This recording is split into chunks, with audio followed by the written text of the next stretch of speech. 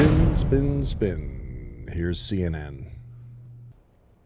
The story started last fall when 60 Minutes interviewed then Vice President Kamala Harris. Then candidate Trump did not agree to sit down with the news magazine, but nonetheless, he protested how 60 Minutes edited the Harris interview, specifically the answer she gave after correspondent Bill Whitaker asked the vice president why Israeli Prime Minister Benjamin Netanyahu was not listening to the Biden administration.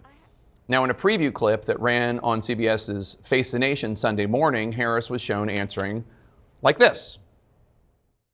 The work that we have done has resulted in a number of movements in that region by Israel that were very much prompted by or a result of many things, including our advocacy for what needs to happen in the region. But during 60 Minutes airing, Harris gave this answer to the same question. We're not going to stop pursuing what is necessary for the United States to be clear about where we stand on the need for this war to end. Now, CBS News explained the discrepancy by saying they had merely run two different parts from the same longer answer, and that is indeed what the transcript revealed. Now, CBS News did not post the transcript at the time, but they did turn it over to the FCC this week, and the FCC released the transcript to the public yesterday. But that is far from what Donald Trump alleged happened. They took the answer out in its entirety, threw it away, and they put another answer in. Now, that is, as we saw from the transcript, obviously not what happened at all. But still, Donald Trump called this incident, quote, the greatest fraud in broadcast history, unquote. Mr. Trump said, quote, CBS should lose its license, unquote.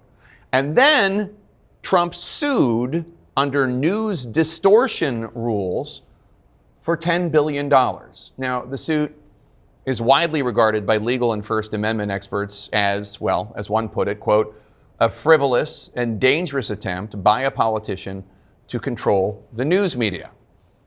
Broadcasters have a right to edit interviews. It's editorial judgment. For example, Fox in June 2024 aired this. Would you declassify the Epstein files? Yeah, I would. But that wasn't Trump's actual whole answer. It was a taped interview. And as Semaphore noted at the time, Mr. Trump, in the full, unedited version, sounded a lot less definitive about releasing the Epstein files. Here's the whole answer.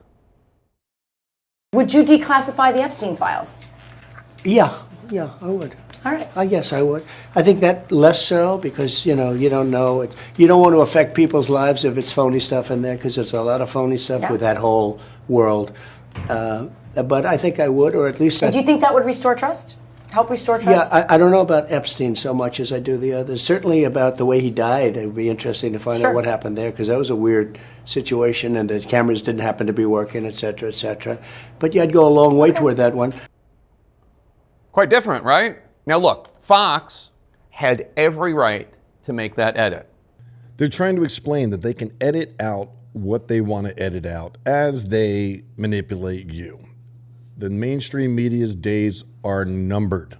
We now, as you know, have no more confidence in them. If you appreciate these reports and you want to continue to see them, please support Mustang Medic, me, at mustangmedicmedia.com. I'd be very grateful for your financial support. It will help me continue to do this 12 hours a day, 7 days a week. Because at this moment, I can't afford to pay the rent. But God's put me on a cause, and I'm not going to stop reporting the truth.